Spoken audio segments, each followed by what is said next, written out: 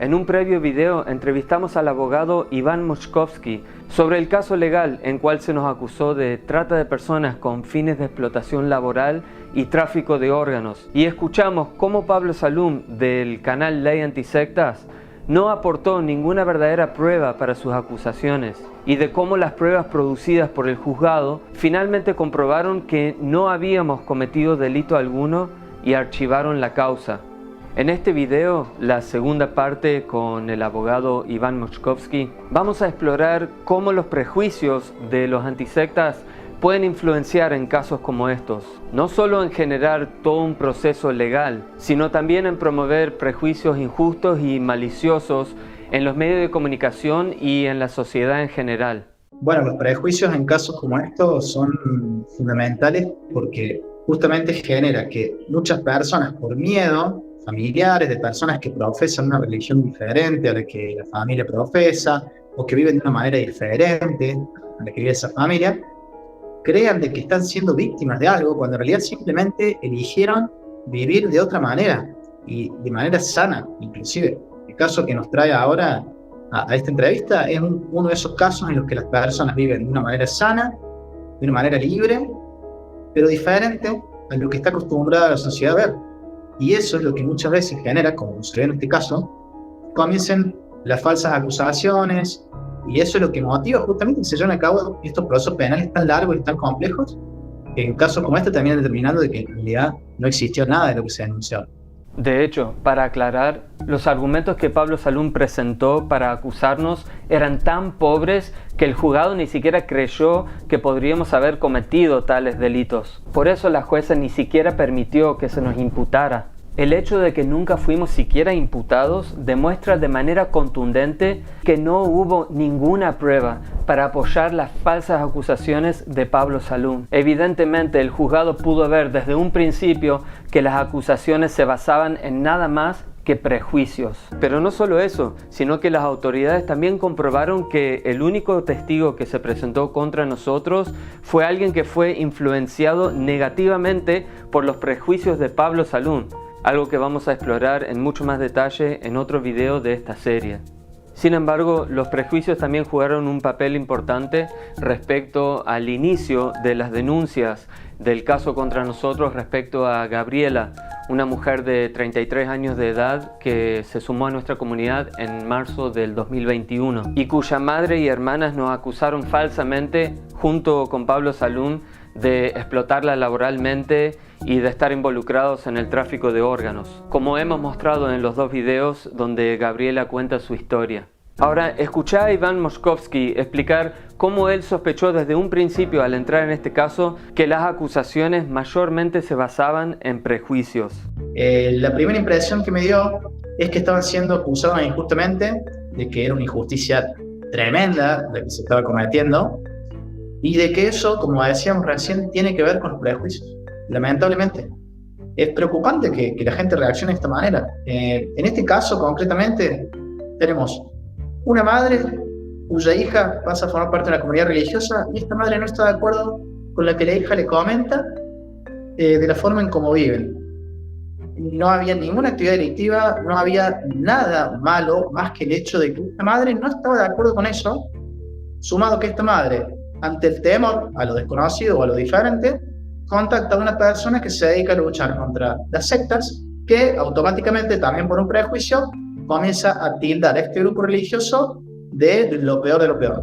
Entonces, eso, retroalimentándose, que generó una denuncia ante la justicia que conllevó que se lleve a cabo toda esta investigación con todo lo que ya sabemos. Y la verdad que se destinen recursos del Estado a una causa como esta, no tenía absolutamente nada en contra de ustedes, es preocupante, porque hay tantos delitos que se están cometiendo, hay tantos grupos que realmente son coercitivos, seguramente, que el Estado podría destinar recursos, pero en lugar de eso se destinó toda esta serie de recursos que se podría destinar a otras personas y a víctimas reales, digamos, para perseguir a un grupo que no había hecho absolutamente nada malo. Entonces, si uno indaga en el expediente, puede encontrarse con conversaciones entre Gabriela y su madre que eran súper afectuosas, Gabriela con su hija, Gabriela con su expareja, También la relación entre todos los miembros de la comunidad con su respectiva familia es súper afectuosa, seguramente mucho más afectuosa que un montón de personas de esta sociedad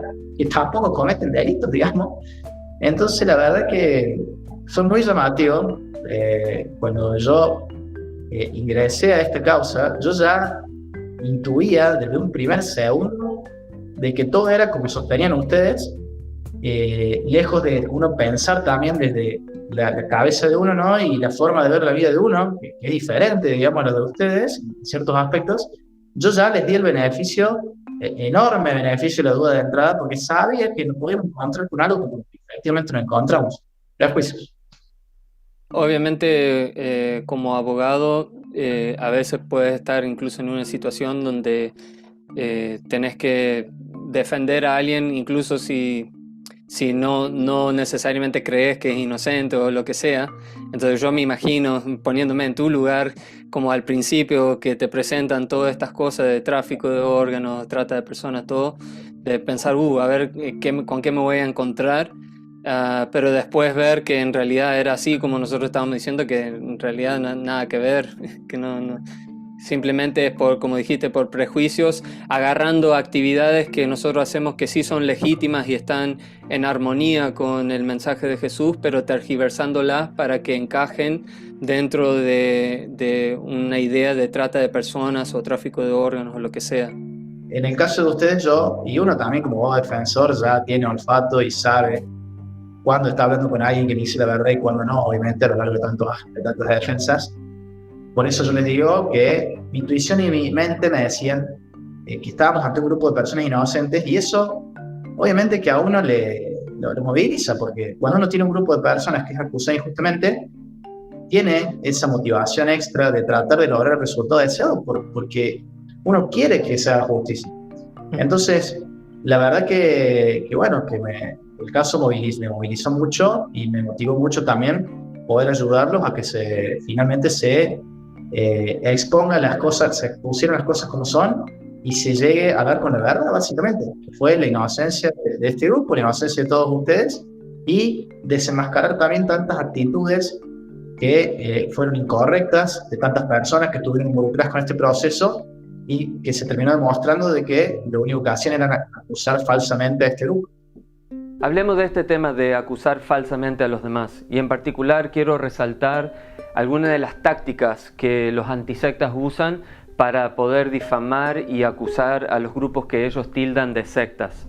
Los antisectas a menudo usan frases y terminología diseñada específicamente para prejuiciar a la sociedad en contra de ciertos grupos. Un claro ejemplo de esto es justamente la palabra secta, que no tiene una definición clara, pero se utiliza para condenar a cualquier grupo de ser lo peor de lo peor. Es una palabra peyorativa, lo cual significa que es más o menos como un insulto, una palabra discriminatoria que transmite una connotación negativa de desprecio hacia un grupo. Los antisectas saben que esta palabra es peyorativa. De hecho, veamos un clip donde Pablo Salum dice hace casi 8 años atrás que él supuestamente no usa la palabra secta. El término secta no lo utilizamos, o sea, es un término peyorativo que está mal utilizado.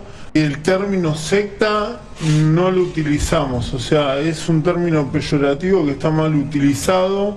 De hecho, parece que cuando él ve que otras personas usan la palabra secta, él es rápido en corregirlos y decirles que no deberían estar usando ese término. Pero a pesar de su insistencia hace muchos años atrás de que él no utiliza la palabra secta, muchos sabrán que Pablo Salum la usa constantemente en sus tweets, en los títulos de sus videos, en los afiches que anima a sus seguidores a pegar por todos lados, y se autopercibe como experto en sectas. Los antisectas usan la palabra secta porque saben que la gente automáticamente reacciona emocionalmente al escuchar esa palabra. Les genera temor, escándalo, pánico, sospecha, desprecio e incluso odio. Y aunque saben que es peyorativa, la siguen usando porque saben que esa palabra vende. Les genera más vistas y más atención en los medios de comunicación. Pero no es solamente el uso de la palabra secta. Los antisectas saben utilizar frases claves cargadas de significado negativo que usan para influenciar a las personas en contra de los grupos que ellos atacan. La fórmula es sencilla. Hay que describir al grupo, a todos los miembros, a todas sus enseñanzas, a todas sus motivaciones y a todas sus acciones en la peor luz posible. Y así generar la reacción negativa más fuerte posible hacia el grupo. Por ejemplo, escuchá cómo Pablo Salum describe nuestra práctica de salir a correr y cómo se asegura de que el público no piense que sea algo positivo, sino que lo transforme en algo totalmente siniestro, y hasta argumenta que salir a correr, en nuestro caso, no es un deporte, sino que es una herramienta de tortura. El tema físico no lo ven como un deporte, lo ven como una manera de torturar Qué ridículo. físicamente y llevar al cansancio, a la exigencia del cuerpo de la persona, el cuerpo y la mente al máximo para después coercionarlo fácilmente. O sea, estamos hablando de salir a correr 1 o 2 veces a la semana por 20 minutos y él está diciendo que esto es tortura y una manera de llevar el cuerpo al cansancio para poder después coercionar a las personas más fácilmente. Es ridículo, pero así es como actúan los antisectas. Distorsionan cualquier cosa que el grupo que ellos quieren atacar haga, y de esa manera pueden imponer su mirada negativa y prejuiciosa sobre los demás. O sea, olvídense, no estamos hablando de sanidad que van a correr, uy, qué lindo. Acá estamos hablando que es un conjunto. ¿Escucharon lo que dijo ahí? Olvídense, no estamos hablando de algo que pueda llegar a ser sano o algo que pueda llegar a ser lindo. O sea, no te permiten que puedas llegar a pensar que salir a correr a 20 minutos 2 veces a la semana, en nuestro caso, sea algo positivo. No pienses en lo absoluto que pueda haber algo positivo, porque nosotros somos un grupo que él quiere atacar, entonces no se te permite. Así que olvídate de eso y adopta en vez la versión que él quiere imponer ahora con sus propios prejuicios. O sea, olvídense, no estamos hablando de sanidad que van a correr, Claro. uy, qué lindo. Acá estamos hablando que es un conjunto de técnicas para generar un quiebre completo sobre la víctima. Bueno, así es como los antisectas distorsionan todo e imponen su mirada negativa y prejuiciosa en los demás sobre los grupos que ellos quieren atacar. Ahora, si comparamos los prejuicios de los antisectas con una fogata inquisidora lista para prender fuego a cualquier persona o cualquier grupo que ellos quieren atacar, los medios de comunicación, hambrientos por historias sensacionales, se podrían comparar a gasolina que se echa al fuego y que potencia exponencialmente los prejuicios de los antisectas. Acá te doy algunos ejemplos de las mentiras y los fuertes prejuicios en los medios de comunicación contra nosotros, sin jamás presentar evidencias para sus falsas acusaciones y teorías de conspiración, y sin darnos a nosotros la oportunidad de responder. Pablo. Esta organización coercitiva, lo más grave que tiene, que ustedes no lo han nombrado, es que están vinculados al tráfico de órganos y al turismo de trasplantes. A las víctimas Sí, a la trata se también. las obliga a donar un riñón. Del cielo me sale un riñón. La secta del horror. Para ingresar hay que donar un riñón. Como seguramente compran voluntades en distintos lugares para llevar adelante los objetivos que ellos tienen. Para mí son claramente económicos. Es Y, imposible chicos, que un todo esto riñón- lo hagan por voluntad. Un riñón, vos podés consultar, se hablan de cifras, 350.000 euros. Te mando un móvil a la secta, explícame cómo te quedas con los órganos si lo viene la gente. Delincuente, hijos de puta. ¿Sabés qué son? Son animales, son caníbales. Caníbales. Todos en cana tienen que ir, los cerebros de esto. Porque violan a las mujeres, le roban los órganos. ¿Saben? Esta ya la vimos, muchachos. Cómo vivir por fe, son unos delincuentes. Asco me dan. Asco, Asco. A-S-C-O. Asco. ¿Cómo fue para vos ir viendo todo lo que se empezó a hacer tanto en el canal de Pablo Salum como en los medios de comunicación, las cosas que salían a decir? ¿Cómo viste vos todo ese proceso? Bueno, yo con relación a todo lo que fue la difusión de esta causa en los medios de comunicación, la verdad que me horroricé, porque es increíble cómo con un pequeño dato de que supuestamente ocurrió algo en relación a un supuesto tráfico de riñones, comenzaron a aparecer un sinfín de hipótesis disparatadas de cosas que ocurrían en este grupo cuando en realidad no tenían absolutamente nada que ver. De hecho, las noticias inclusive ponían videos de grupos de personas que no tenían nada que ver con ustedes, haciendo quién sabe qué rituales, digamos, y terminaban tergiversando todo de una forma espantosa. La verdad que también es preocupante esta cuestión de los medios de comunicación, porque en definitiva uno está expuesto a que cualquiera pueda sacar una noticia de lo que quiera con una información falsa y de golpe se genere una serie de calumnias horrorosas y una difamación tremenda que encima luego inclusive no le permiten a este grupo puntualmente poder dar su versión de cómo fueron las cosas, respaldada por una sentencia judicial que dice que son inocentes.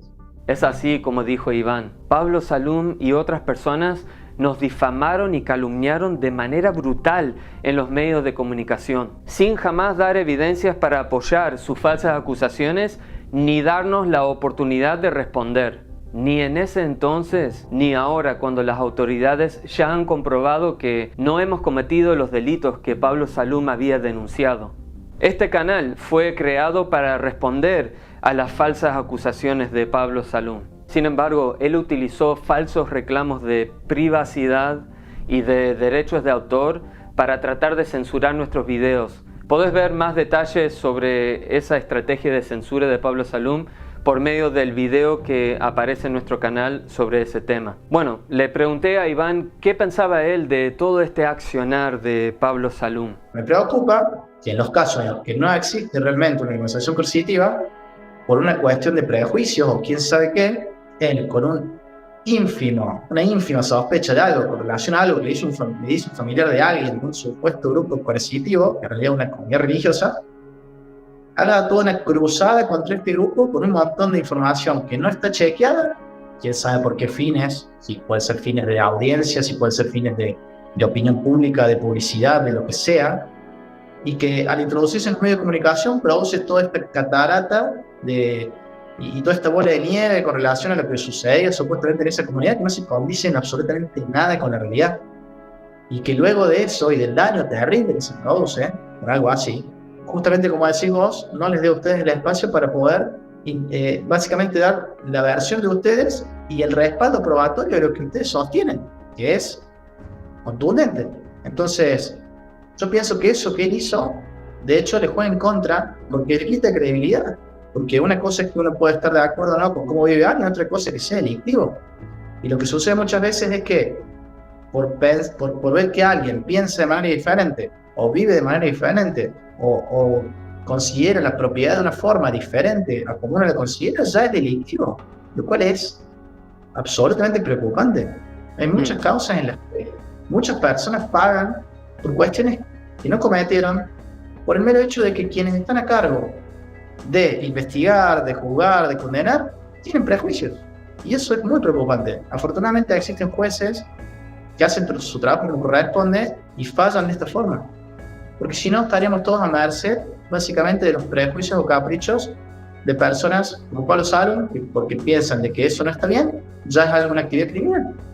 Eso es lo que hay que tratar de prevenir, de que no se pueda tomar una decisión en base a ese tipo de prejuicios. Yo te quería preguntar, ya que estamos en ese tema, vos tuviste acceso a todos los archivos de la causa. Después de examinar toda esa información, ¿qué impresión tenías de nuestra comunidad? Efectivamente, yo tuve acceso a toda la prueba, también la tuvo la justicia, tuve acceso a cómo viven ustedes, tuve acceso a desde sus creencias, su forma de vivir, su forma de vincularse, absolutamente todo. Y mi impresión fue que son un grupo religioso que vive de manera sana, que tiene buenos valores, que lo que busca es el bien, tanto para ustedes como para los demás, de manera desinteresada inclusive. Diría que viven mucho mejor y pregonan muchos mejores valores que muchísimos ciudadanos de esta sociedad que profesan otra religión o la profesan de otra forma o tienen otros valores. ¿Qué mensaje te gustaría dejar con las personas que están viendo como alguna lección de toda esta situación que vos presenciaste desde tu lado en cuanto a nosotros? Como mensaje, a mí me gustaría decir que es muy importante que aprendamos a ejercer lo que es la tolerancia, que rebuscamos los prejuicios, que uno no se imagina el daño que puede causar por esas cuestiones a los demás. Esto podría haber terminado con gente presa, con familias y personas destruidas. Así que lo que uno hace en estos aspectos tiene mucha incidencia en el destino de los demás. Me parece muy importante que haya respeto, me parece muy importante que haya más empatía, me parece muy importante que haya comunicación, me parece muy importante que familias que tengan familias que decidan vivir de una forma diferente, que sean medidos con lo que hacen, porque puede tener consecuencias muy graves el accionar de las personas que intentan controlar qué es lo que hacen los demás con su vida. Hablando de controlar lo que hacen los demás con su vida, uno de los argumentos fundamentales que utilizan los antisectas es decir que miembros de una comunidad cristiana como la nuestra no deciden sumarse a nuestra comunidad, sino que están bajo una especie de hechizo o lavado de cerebro o persuasión coercitiva. Pero vamos a ver qué fue lo que los peritos psicólogos concluyeron después de entrevistar a miembros de nuestra comunidad y los intentos de Pablo Salum de distorsionar lo que realmente pasó una vez que se archivó el caso. Así que hacé clic en el video en pantalla para ver eso ahora.